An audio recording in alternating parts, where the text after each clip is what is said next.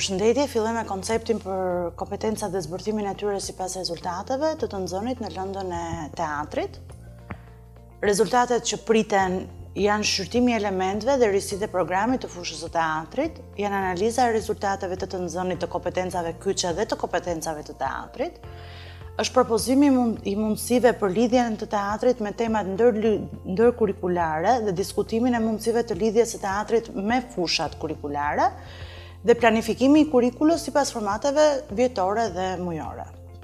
Kompetencat demonstrohen nga nxënësi si njohuri, bazohen në performancën e tij dhe në perspektivën e sjelljes. Pra janë shkathtësi, aftësi, njohurim dhe qëndrime të cilat së bashku çojnë në përplotësimin e kompetencës.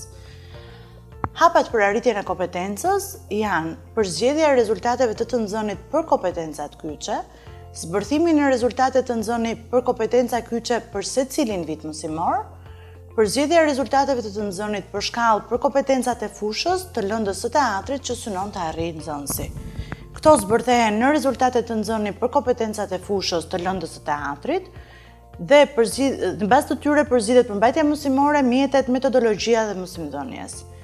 Në fund, kryejmë analiza dhe vlerësime të ecurisë së nxënësve pas realizimit të orëve mësimore. Kjo që shikoni është një diagram dhe është korniza konceptuale e programit. Siç do të shikoni, kjo është e gjithë fusha e teatrit. Në krahun e majt janë fushat e të nxënit, që janë matematika, gjuhë dhe komunikimi, shkencat e natyrës, shoqëria dhe mjedisi, edukimi fizik, sportet, shëndeti dhe teknologjia e informacionit dhe e kompjuterit. Ndërkohë që kompetencat kyçe të nxënësit janë komunikimi dhe të shprehurit, të menduarit, të mësuarit për të nxënë, jeta si përmarrja dhe mjedisi, kompetenca personale, kompetenca qytetare dhe kompetenca digjitale. Të gjitha këto lidhen me kompetencat kyçe të lëndës dhe të fushës, që janë krijimi i veprave teatrore, interpretimi i veprave teatrore dhe vlerësimi i veprave teatrore. Temat ndërkurrikulare janë bashkëtesa paqësore, të cilat mund të kombinohen me kompetencat kyçe, janë bashkëtesa paqësore, vendimmarrja morale, zhvillimi i qëndrueshëm, mjedisi, ndërvarësia, të drejtat e njerëzit dhe identiteti kombëtar dhe njohja e kulturave. Të gjitha këto shkojnë na çojnë në qëllimet e arsimit parauniversitar, që janë krijimi i identitetit dhe kultivimi i vlerave, zotërimi i kompetencave për të nxënit gjatë gjithë jetës, zhvillimi shoqëror, intelektual dhe fizik dhe përkujdesja për shëndetin. Tani të kalojmë radhë rezultatet e të nxënit të kompetencave kyçe. E para është kompetenca e komunikimit dhe e të shprehurit. Nxënësi përdor teatrin për të komunikuar dhe për të shprehur. Që do të thotë, ai merr pjesë aktive me veprimtaritë artistike, kupton mesazhet që i drejtohen, shprehet në mënyrë të përshtatshme me anë të gjuhëve, simboleve, elementeve, kodeve dhe formave artistike, komunikon me efikasitet dhe shfrytëzon në mënyrë të pavarur, kritike dhe krijuese mundësitë e të shprehurit. Kompetenca e të menduarit, nxënësi e përdor teatrin për të menduar në mënyrë të pavarur. Ai mendon në mënyrë krijuese, merr dhe përpunon njohuritë në mënyrë të pavarur, krijuese dhe me përgjegjësi, zhvillon aftësitë për të menduar në mënyrë kritike, krijuese dhe ndërvepruese dhe ndjek udhëzimet për të realizuar një krijim apo një veprimtari. Kompetenca e tretë është kompetenca e të mësuarit për të nxënë dhe nxënësi mëson se si të nxërë. Pra, ai përzgjedh mjetet për të realizuar një krijim skenik, përdor burime të ndryshme për të realizuar një krijim skenik dhe zgjidh në mënyrë të pavarur detyrën e dhënë. Kompetenca tjetër është kompetenca për jetën si përmarrjen dhe mjedisin. Nxënësi kontribuon në mënyrë produktive, ndërmerr nisma për të zhvilluar aktivitete skenike brenda dhe jashtë klasës duke kontribuar në mënyrë krijuese. Një nga kompetencat që në këndvështrimin tim është më e rëndësishme është kompetenca personale, pra nxënësi mëson të krijojë identitetin e tij nëpërmjet teatrit.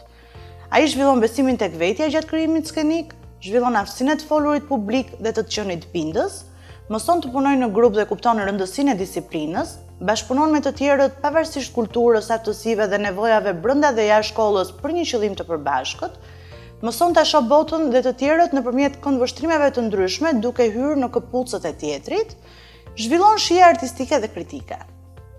Pastaj vijnë kompetencat qytetare, ku nxënësi jep kontribut në shoqëri, duke diskutuar dhe bashkëpunuar me të tjerët për çështje të ndryshme kulturore, duke zbatuar rregullat e teknikave të interpretimit, konvencionit dhe të krijimit, duke reflektuar qëndrim kritik ndaj artit dhe duke shfrytzuar atë për të marrë dhe për të dhënë mesazhe shoqërore.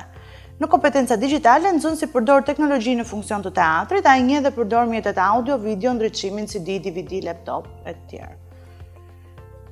Rezultatet të nxënit për kompetencën kështu me radhë, të gjitha këto kompetenca maten nëpërmjet rezultateve të nxënit. Kjo që do të shihni tani është tabela e një rezultati, e një vlerësimi të njërit prej kompetencave. Kompetenca e parë që është e komunikimit dhe e të shprehurit, e shkallës së tretë. Nxënësi përdor teatrin për të komunikuar dhe për të shprehur. Siç e shikoni, janë të ndara, ai merr pjesë aktive në veprimtaritë artistike, kupton mesazhet që i drejtohen, shprehet në mënyrë të përshtatshme me anë të gjuhëve, simboleve, elementeve, kodeve dhe formave artistike, komunikon me efikasitet dhe shfrytëzon në mënyrë të pavarur kritike dhe krijuese mundësitë e të shprehurit. Pra, kjo kompetencë është e ndarë në 4 pika, të cilat pastaj vlerësohen dhe shikohen se si janë rezultatet e të nxënit. Diagrama që po shikoni është teatri, janë 3 tematikat: krijimi i veprave teatrore, performimi, interpretimi i veprave teatrore dhe vlerësimi i veprave teatrore, të cilat lidhen me lëndët, që janë edukimi fizik, shkencat shoqërore, gjuhët dhe komunikimi, shkencat e natyrës, artet dhe teknologjia. Ato kanë lidhjen e tyre me kompetencat të cilat për të cilat sapo folëm, që janë për jetën, sipërmarrje dhe mjedisin, të komunikimit dhe të shprehurit, të menduarit, të nxënit personalet, qytetare dhe digitalet, të cilat këto më pas kanë ndërvarësitë e tyre, kanë lidhjet që mund të përdorin, siç janë identiteti kombëtar dhe njohja e kulturave, siç folëm më parë, të drejtat e njeriut, vendimarrja morale, zhvillimi qëndrueshëm, mjedisi, ndërvarësia dhe bashkëjetesa paqësore.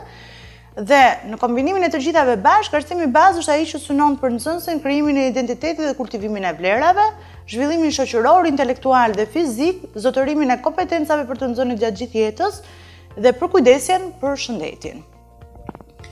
Kjo që shikoni është njëra nga tematikat e teatrit, është gjuha dhe komunikimi teatror. Në këtë tabel do të shikoni përshkrimin e tematikës, është një përshkrim i shkurtër i kësaj tematike. Janë rezultatet e të nxënit për kompetencat e lëndës, janë listuar njohuritë për realizimin e kompetencave të lëndës, siç janë në këtë rast besimi tek loja, besimi tek personazhi që i caktojnë, ta kesh të luar si për herë të parë, dëgjimi, marrëdhënia shkak pasojë dhe interpretimi në ansambël, ose një sër njohurish të tjera për improvizimin.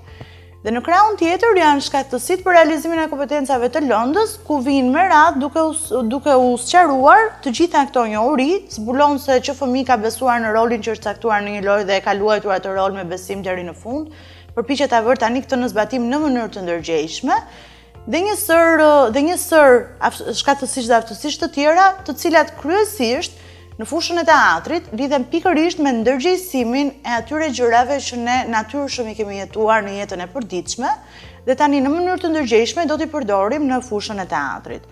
Në fund do të shikoni që është tabela e vlerësimit, që janë qëndrimet dhe vlerat. Pra, ai është i ndërgjegjshëm mbi detyrën e dhënë, nuk është i ndërgjegjshëm në varësi të vlerësimit, dhe janë dhe veprimtaritë dhe situatat e të nxënit. Në këtë tabel do të shikoni planifikimin vjetor të lëndës, vazhdojmë me tematikën e gjuhës dhe komunikimit teatror. Kemi marrë një shembull të shpërndarjes së përmbajtjes së lëndës. Pra, nga shtatori deri në dhjetor janë 3 orë dhe është besimi tek loja, besimi te personazhit që i caktojnë dhe loja si për herë të parë. Nga janari dhe marsi janë 2 orë dhe është dëgjimi dhe marrëdhënia shkak pasojë. Dhe nga prilli në qershor është 1 orë dhe është interpretimi në ansambël. Tabela vijuese është planifikimi 3 mujor i lëndës, ku janë rezultatet të nxënit sipas kompetencave kyçe dhe mësuesi këtu shkruan rezultatet të nxënit sipas këtyre kompetencave, të cilat do të arrihen nga nxënësi nëpërmjet zhvillimit të këtyre temave mësimore. Pastaj do të shikoni që është e ndarë në tematika, në tema mësimore, në situatën e parashikuar të nxënit, në metodologjinë dhe veprimtaritë e nxënësve, në vlerësim dhe në burime, që të gjitha këto për të plotësuar nga mësuesi sipas ndarjes që do t'i bëjë lëndës. Moduli 2 është metodologjia e mësimdhënies bazuar në kompetenca dhe në situatat e të nxënit në lëndën e teatrit. Rezultatet që priten janë shqyrtimi i parimeve dhe veçoritë të nxënit dhe mësimdhënies bazuar në kompetenca, zhvillimi praktikisht i një modeli situate të nxënit, vlerësimi i rolit të punës në grup me kolegët e shkollës së vet, apo dhe të shkollave të tjera për planifikimin e situatave të të nxënit, identifikimi dhe interpretimi i hapave procedural për hartimin dhe planifikimin e situatës së të nxënit. Pedagogjia aktive me në thelb mësimdhënien interaktive. Nuk duhet harrojmë që nxënësi duhet jetë në gjendje të zhvillojë një aktivitet reflektiv mbi dijet e tij. Ai mëson nga individ të tjerë, mësues, nxënës, prindër e tjerë, dhe mësimi është më i suksesshëm nëse individët komunikojnë dhe janë në kontakt me njëri tjetrin, dhe kush më mirë se sa teatri mund ta bëjë këtë. Mësimi është i lidhur ngushtë edhe me kontekstin në të cilin zhvillohet, sepse konteksti mund të jetë burim dijesh.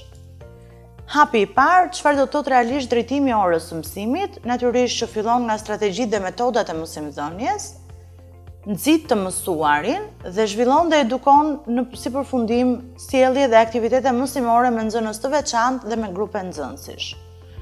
Mësimdhënia me në qendër nxënësin, natyrisht mësuesi kur ka në qendër nxënësin është ai që drejton, orienton, udhëzon, përfshihet, vepron, i vën nxënësit të bëjnë pyetje. I bën pyetjet dhe kërkon, nxënësi bën pyetjet dhe kërkon përgjigje, mësuesi bisedon me të, diskuton dhe shkëmben ide, nxënësi diskuton, arsyeton dhe argumenton, mësuesi i përfshin nxënësit në vlerësim dhe vetë vlerësim, mësuesi i menaxhon dhe i organizon, dhe natyrisht i lë të krijojnë të lirë dhe i mbështet krijimet e tyre. Mësimdhënia me bazë kompetencat dhe situatat e nxënësit kanë gjithë një nevojë për motivim dhe për ta lënda bëhet më e lehtë nëse e nisim me një situatë. Situatat e të nxënit janë në qendër të metodologjisë me bazë kompetencat. Po marrim rastin e zhvillimit të një ore mësimore, kemi një situatë të nxëni, është një situatë problemore e cila do të vërë në pa aftësitë e tyre, njohuritë që kanë dhe qëndrimet që mbajnë ndaj kësaj që ndodh.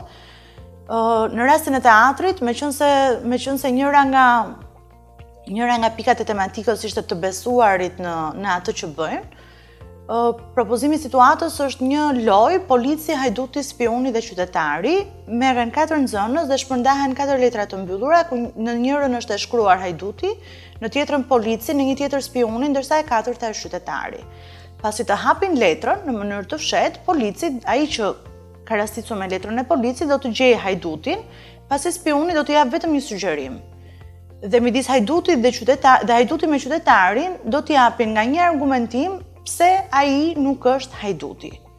Pasi të mbarojnë raundin e parë, pavarësisht nëse e ka gjetur policia ose jo, do të luajnë përsëri. Tani letrat kanë ndryshuar vend. Dhe natyrisht që fëmijët mund të ndryshojnë rolet pavarësisht se mund t'u rastisi që t'u rastisi sërish njëjti rol. Ajo që kuptojnë dhe ajo që duhet të ngrejë mësuesi pyetje në këtë situatë është si ndihen dhe si sillen ata në lidhje me një lojë të ri, me një rol të ri. Të mos harrojmë që rolet në këtë lojë janë shumë të ndryshme njëri nga tjetri. Dhe natyrisht që këtu provohet besimi tek loja dhe besimi tek personazhi që i caktojnë. Ose në rolin e përsëritur, çfarë do të thotë ta luash si për herë të parë. Pra, kjo lloj situate është një situatë që saktësisht lidhet me ato të cilat janë njohuritë që duhet të tregojnë nxënësi në lidhje me tematikën dhe në lidhje me aftësitë që biseduam, që prezantuam më herët. Kjo që shikoni është planifikimi matricor i situatës së të nxënit. Është ndarë në 4 kollona: situata, veprimet, burimet dhe vlerësimi. Tek situatet është familja e situatave dhe shembuj situatash që i përkasin kësaj familjeje. Tek veprimet janë kategoritë e veprimeve që lejojnë trajtimin kompetent të këtyre situatave dhe shembuj veprimesh që lidhen me trajtimin e këtyre situatave. Tek burimet janë burime të ndryshme të nevojshme për trajtimin e këtyre situatave përmes veprimeve të përshkruara. Dhe tek vlerësimi janë pritshmëritë për trajtimin e situatave dhe shembuj të kritereve. Plani ditor dhe realizimi i situatës mësimore është një dokument i fushës. Tek moduli i 3 është vlerësimi i arritjeve të nxënësve në lëndën e teatrit. Rezultatet që presim është dallimi ndërmjet vlerësimit për të nxënët dhe vlerësimin e të nxënit, duke përshkruar rëndësinë e secilit prej tyre. Demonstrimi i përdorimit të evidencave për vëzhgimin dhe mbledhjen e informacionit në lidhje me vlerësimin. Demonstrimi i vlerësimit të kompetencave mbi bazën e niveleve të arritjeve. Përshkrimi i kritereve dhe mënyra e ndërtimit të dosjes së nxënësve si instrument vlerësimi dhe vetë vlerësimi, dhe identifikimi i llojeve të vlerësimit dhe karakteristikat e tyre. Llojet e vlerësimit është vlerësimi për të nxënit, formues, i cili kontrollon përparimin gjatë procesit të nxënit, siguron informacione për shkallën e të nxënit me synim përmirësimin e mësimdhënies. Është vlerësimi i të nxënit përmbledhës, i cili përcakton arritjet në përfundim të një kapitulli, semestri apo viti shkollor. Është vlerësimi tremujor, i cili përfshin vlerësimin e vazhdueshëm që del nga evidencat e vlerësimit të vazhduar, të mbajtura për periudhën tremujore. Është vlerësimi me test ose detyrë përmbledhëse në përfundim të periudhës tremujore dhe është vlerësimi i dosjes së portofolit të nxënësit për periudhën tremujore. Portofoli i nxënësit është me punë që zhvillon në klasë, është projekte dhe punë praktike, janë detyra shtëpie dhe kërkime individuale. Në rastin e teatrit, portofoli ka një rëndësi shumë të madhe, një peshë shumë të madhe dhe zhvillimi i një spektakli, një shfaqje teatrore në cilën natyrisht duket vlerësimi më i saktë i nxënësit. Vlerësimi përfundimtar kryhet në përfundim të vitit shkollor. Nota vjetore përfundimtare përfshin notën vjetore të vlerësimit të vazhdueshëm të 3 periudhave tremujore, notën vjetore të vlerësimit me test ose detyrë përmbledhëse të 3 periudhave tremujore, që në rastin e teatrit mund të jetë një shfaqje përmbledhëse, dhe notën vjetore të vlerësimit të dosjes së nxënësit të 3 periudhave tremujore. Lloji i vlerësimit dhe pesha e tij në përqindje, vlerësimi vazhdueshëm 40%, vlerësimi me detyrë përmbledhëse 40% dhe vlerësimi i dosjes së nxënësit 20%. Hapat për njësimin e notës vjetore përfundimtare janë përcaktimi i notës vjetore të vlerësimit të vazhdueshëm, nota vjetore e testit ose detyrës përmbledhëse, nota vjetore e portofolit të nxënësit dhe kjo është në tabelën e fundit, ju do të shikoni llogaritjen e notës gjatë 3 tremujorëve, notës vjetore dhe notës vjetore përfundimtare. Unë ju falenderoj, shpresoj që kemi qenë sa më e qartë.